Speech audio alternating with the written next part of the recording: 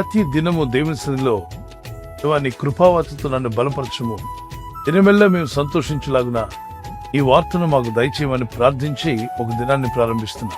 నేటి దినపు వాగ్దానముగా 103వ కీర్తన 13వ వచనం. తండ్రి తన కుమారుల ఎడల జాలిపడినట్లు యెహోవా తన యందు భయభక్తి గల వారి ఎడల జాలిపడును.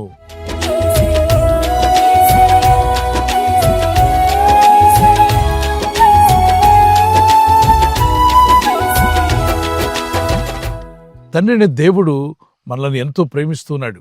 ఆ ప్రేమను అర్థం చేసుకోవాలంటే నిజమైన యథార్థమైన తండ్రి తన పిల్లల పట్ల ఎలా జాలి చూపిస్తాడో అలాగే మీ పట్ల, మనందరి పట్ల ఆయన జాలి చూపువాడై ఉన్నాడు. ఈ దృశ్యంలో మీరు గమనించండి, ఆ తండ్రి ఎంత బిజీగా ఉన్నా ఒక కన్ను తన పిల్లల మీదే ఉంది. ఊహించని రీతిలో ఆ బిడ్డ జారిపోతుండగా ఇంత బిజీగా ఉన్న తండ్రి కూడా తన రెక్కలు చాపి ఆ బిడ్డను పట్టుకున్నాడు. ఆ బిడ్డ పడిపోకుండా, గాయం తగలకుండా ఆ బిడ్డని ఎలాగైనా కాపాడాలని ఆ తండ్రి హృదయం చూడండి. తాను బిజీగా ఉన్నప్పటికీ తన కన్ను తన బిడ్డ మీదే ఉన్నట్టుగా చూస్తున్నాం. మనం చూస్తున్న ఈ దృశ్యాలన్నింటిలో కూడా క్షణాల్లో బిడ్డకు గాయం తగిలి ఉండేది, కానీ తగలకుండా తండ్రి అడ్డుకున్నాడు, కాపాడాడు. తండ్రి తన పిల్లల పట్ల ఎలా అయితే జాలి చూపిస్తాడో అలాగే తండ్రిని దేవుడు కూడా ఆయనందు భయభక్తి కలిగిన మీ జీవితాలపైన, మనందరిపైన జాలి చూపే దేవుడై ఉన్నాడు.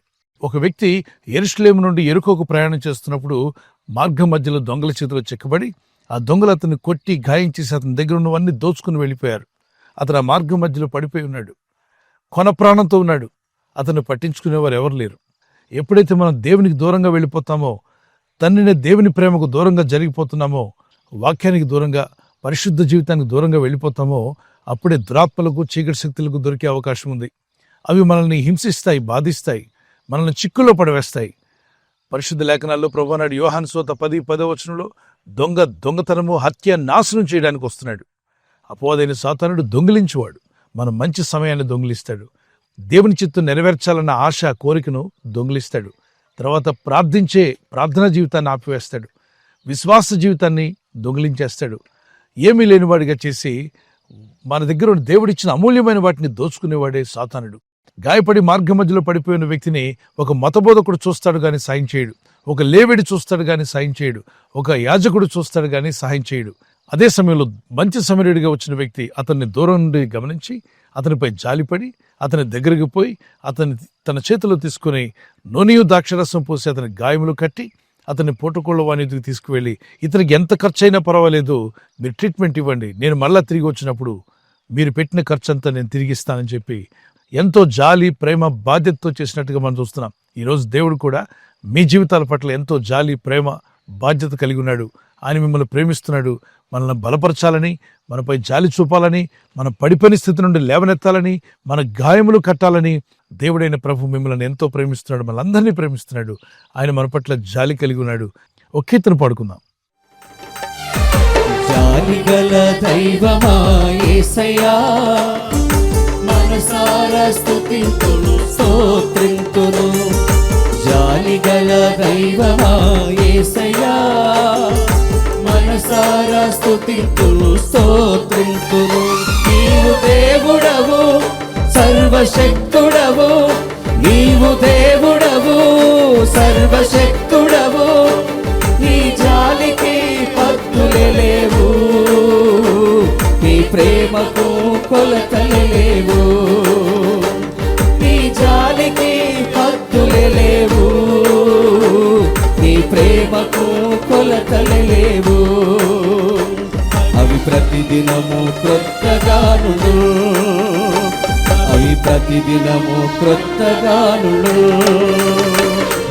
జాలిగల దైవమా యేసయ్యా, మనసారా స్తుతింతును స్తోత్రింతును.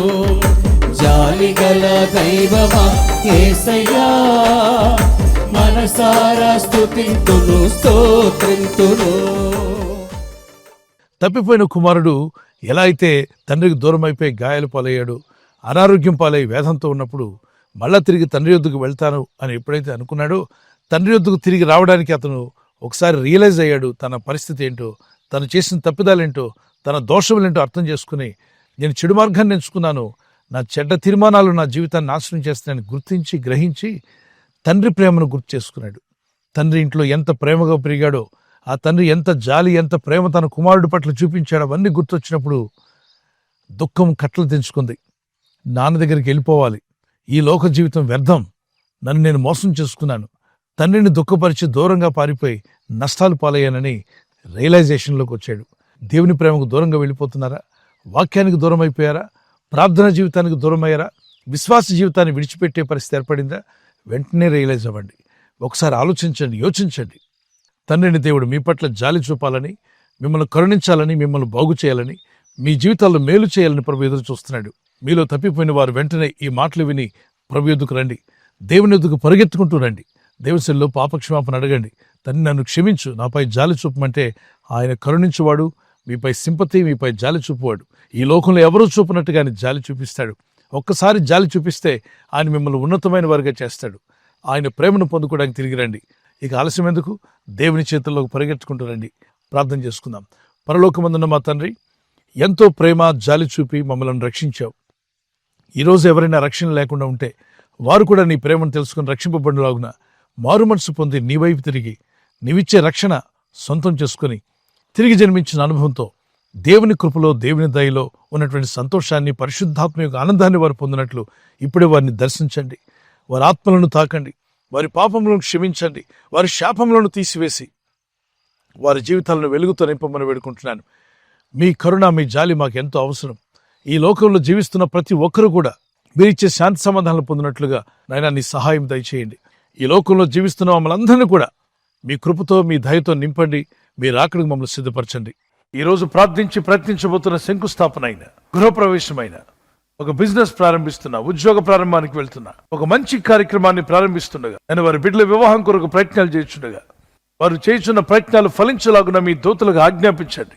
ఎవరైనా హాస్పిటల్లో ఉన్నా, ఐసీయూలో ఉన్నా ప్రభు, ఎవరైతే సీరియస్ కండిషన్లో ఉండి బాధపడుతున్నారో వారికి యేసు నామములో స్వస్థతను అనుగ్రహించండి.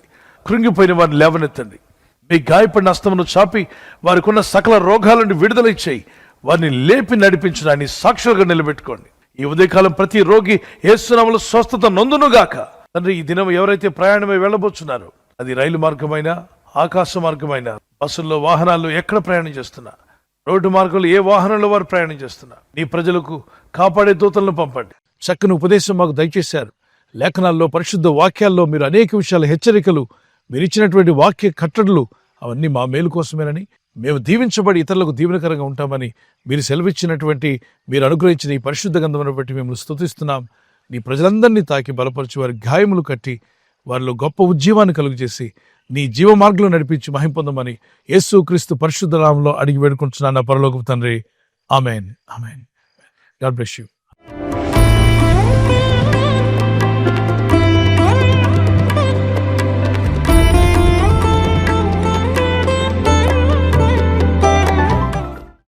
బర్త్డే జరుపుకునే వారందరి కొరకు చిన్న ప్రార్థన చేద్దాం.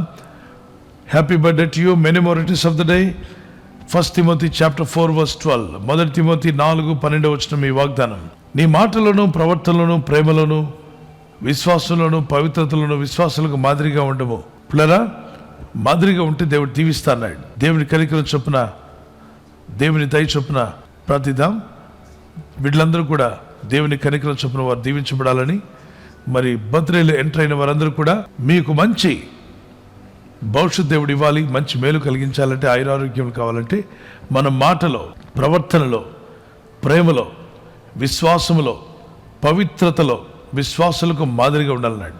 విశ్వాసులకు మాదిరిగా ఉంటే దేవుడు దీవిస్తాను వాగ్దానం చేశాడు. ఆ వాగ్దానాలు మీ మీదకి వచ్చును గాక. God bless you. ప్రభు మిమ్మల్ని దీవించాలి మా ప్రార్థన.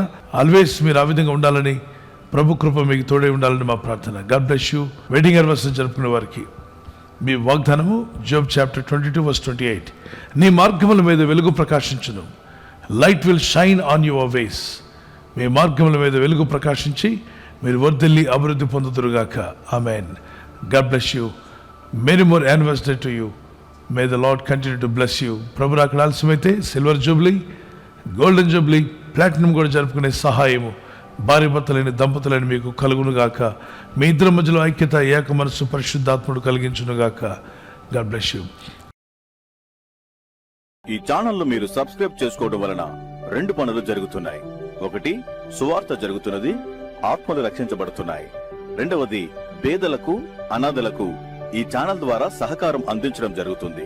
మనం సబ్స్క్రైబ్ చేసుకోవడం వలన అందరికీ సహాయం చేసిన వారమవుతున్నాం. ఖచ్చితంగా ఈ యూట్యూబ్ ఛానల్ ను సబ్స్క్రైబ్ చేసుకొని బెల్ బటన్ ను క్లిక్ చేయండి.